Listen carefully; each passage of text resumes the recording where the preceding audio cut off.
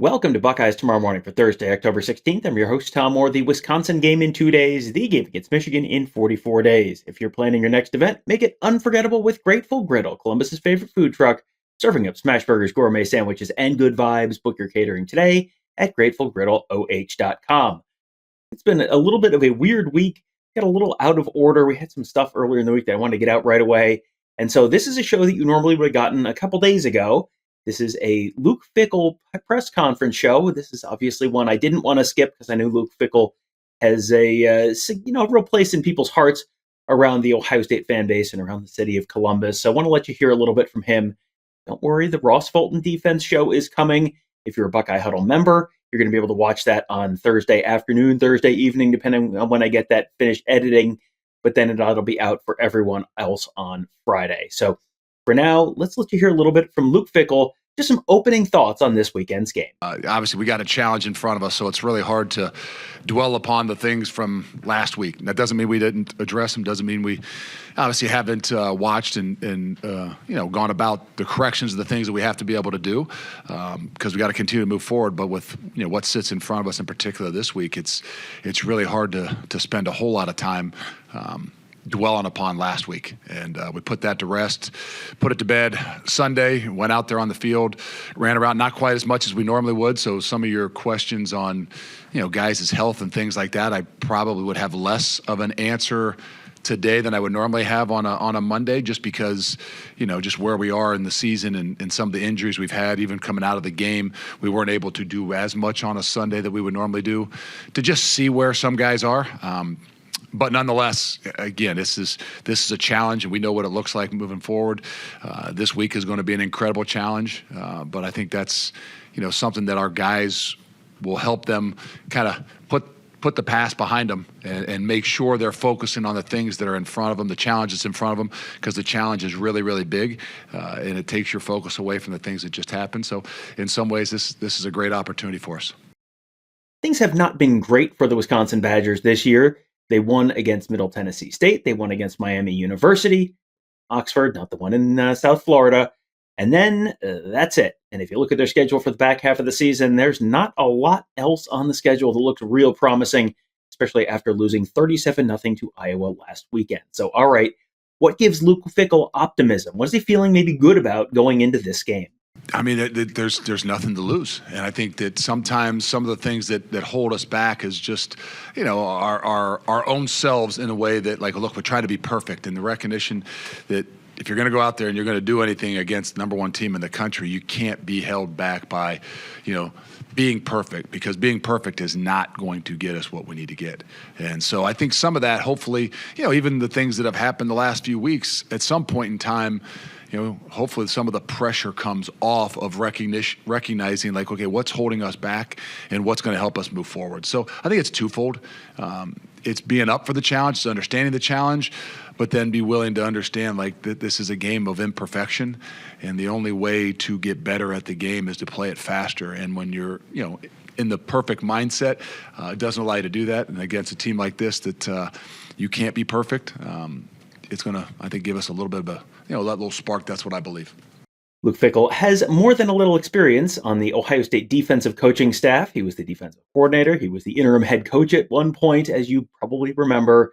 So he's got a little bit of insight on what it takes to run an Ohio State defense. So when he watches Matt Patricia run this year's Ohio State defense, how they're disguising things, what they're doing on defense, what are his thoughts there? I don't know. I can't sit here and tell you that the way they disguise things and the things that they're really doing. I'm not to that point just yet. I know this: they've got really good football players, and I think that in particular, in the back end of things, where a lot of the disguise comes from, they can do a lot of different things with Caleb Downs, and he gives you an opportunity to, line him up anywhere and know he's going to put himself into a position that makes it harder for you to read and recognize those things. So. Again, the disguise is something that's really good, but I don't think that overshadows the ability of the guys that line up front and really across the board.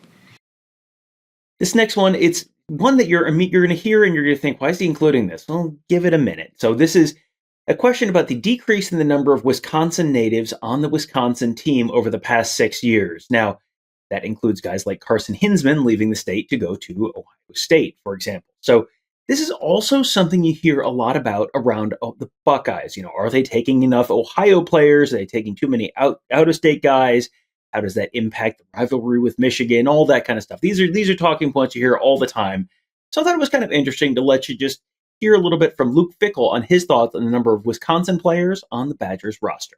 It's important, and I think that more than anything that, as you really dive into it, I mean, your home base has got to be something that if you're going to establish some depth in your program, if you're going to establish, some longevity in your program, you got to have a home base, and regardless of where you are, right? And so, is the number of Division I football players increasing from the state of Wisconsin? I don't know. I can't say that that's with a fact.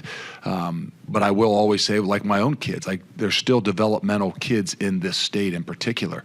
And that's where they've always been, right? And that's where the walk-on program has been so phenomenal here, to guys being overlooked from here, that all of a sudden after 2 or 3 years in college, they're different.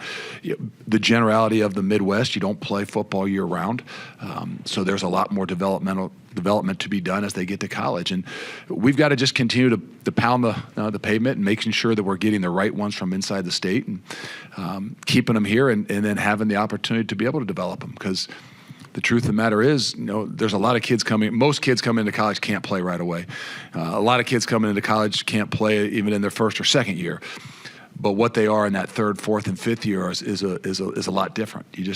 You got to establish some roots, and you got to establish the ability to be able to develop those guys. And it's going to be incredibly important for us to, establish some more depth and to grow what we need to grow. One of the things that has gone wrong for Wisconsin this year is they have had a ton of injuries, including at the quarterback position. The status of their starting quarterback is still a little bit up in the air for this weekend's game. And I mean, let's be honest, they've just had a bunch of injuries. And, that's one of those things that coaches can't really talk about because it sounds like you're making excuses. So, okay, what else is playing into the fact that win-loss record, but is heading the wrong direction, but also a bunch of stats around this team?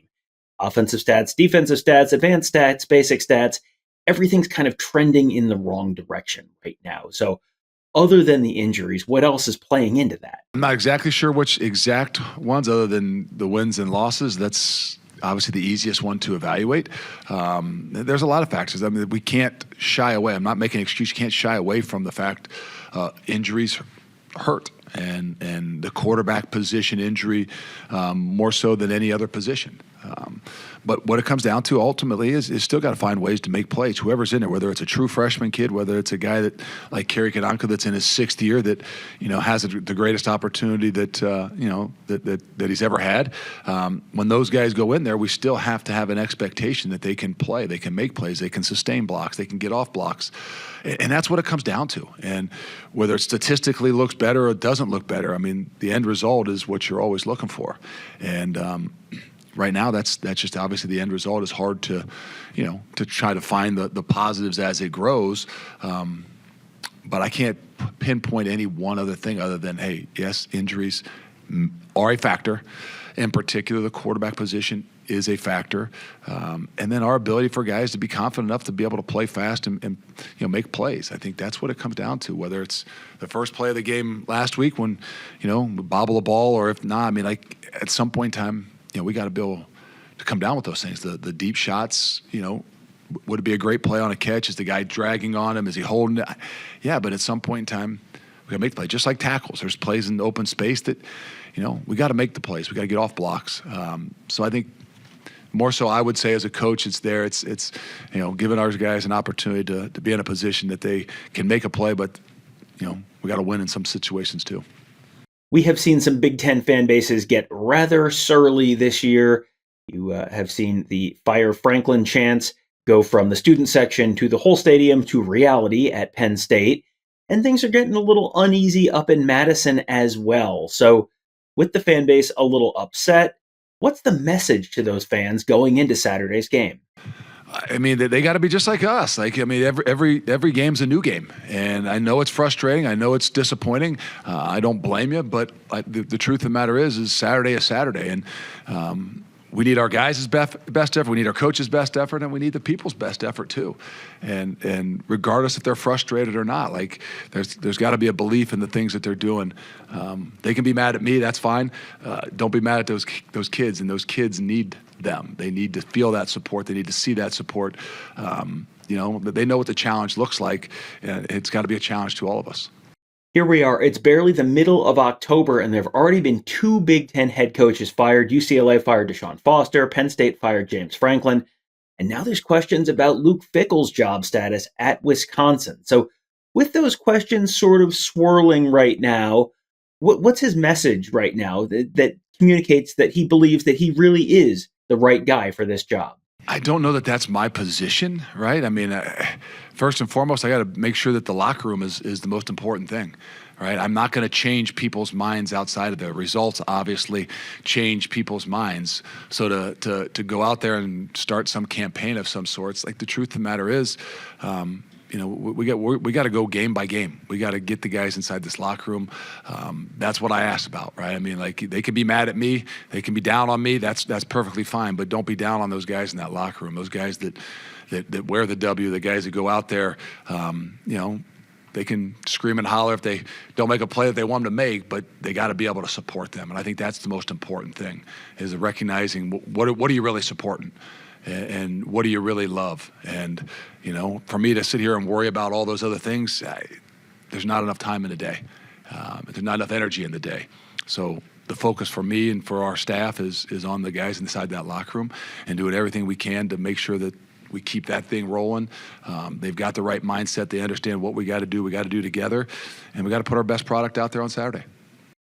This is one of these saying the quiet part out loud kind of questions, where it's sort of the elephant in the room is probably a good analogy. One of the reasons Luke Fickell hasn't been able to succeed at Wisconsin is they're not really competitive nationally in NIL. So they're not really competitive nationally in recruiting, which means you got a little bit of a Jimmy's and Joe's problem for the Badgers, and that has translated into a lack of success on the field. So a reporter asked Luke Fickell, sort of teeing him up here, is Wisconsin able to compete nationally in NIL? I don't know if that's something we want to go into right now. It would if I said no or if I said yes, I'd be sitting here making excuses. And the truth of the matter is that's not going to affect anything right now. That's not going to change the trajectory of where this season is. It's not going to help us for Saturday. So it's kind of hard to get off on a tangent and speak about something like that. Maybe that's something I can answer in January. And finally, a couple questions about the Buckeyes in particular. This is one where you could kind of go any number of directions, and Fickell kind of acknowledges that a little bit. What stands out about this Ohio State team?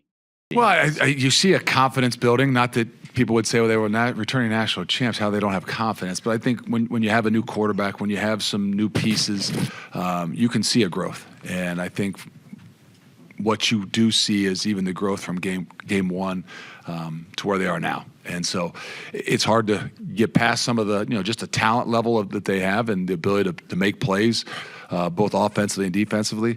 But I do think you see a uniqueness of complementary football that maybe at the start of the season, I'm not sure that maybe they thought they would have or did have. I mean, obviously we all want it, but you're really seeing that kind of grow as you watch them and evaluate them through the season.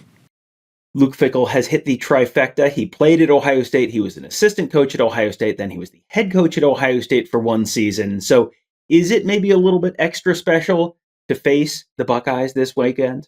I'd say maybe in the development, just as being a player and things like that, and spend a lot of time there. No, it's like anything, right? I mean, it's like playing your big brother, in some ways. And so, yeah, deep down inside, that's something, burning. It's quite can be a little bit different. But to be honest with you, in where we are and what we're doing, it's hard to overshadow, every single day of us finding ways to get better. We know the task that's going to be in front of us on Saturday. We have to be prepared for that. I have to be prepared for that. But I think in the midst of where we are, it allows me not to focus on some of those things that, whether you've had history there or how long you spent there, or maybe even some of the relationships you have there. It's pretty easy to just kind of stay focused on the day-to-day things right now and making sure we're pushing forward and worrying about these 100 and so guys that we've got inside this locker room. As I mentioned, we will have the Ross Fulton defense analysis show coming up for you. That'll be on tomorrow's episode of Buckeyes Tomorrow Morning. If you can't wait, and I understand if you can't, because it is a good one, this would be a great time to become a member at BuckeyeHuddle.com. Members always get those shows a little early, get a little sneak preview, and perhaps more importantly, get a chance to talk to Ross about it on the Huddle Board presented by Jeff Ruby's Columbus. You have questions, he's right there to answer them all. That is the place to do it. So if you want to talk to Ross about all the stuff that we're talking about the Ohio State defense, how they faced tempo and how Illinois made that work, and a bunch of other stuff, you can find that all on the Huddle Board presented by Jeff Ruby's Columbus. Sign up today at BuckeyeHuddle.com. That'll do it for today. Thank you guys all for joining us. Have a great day. We'll talk to you tomorrow.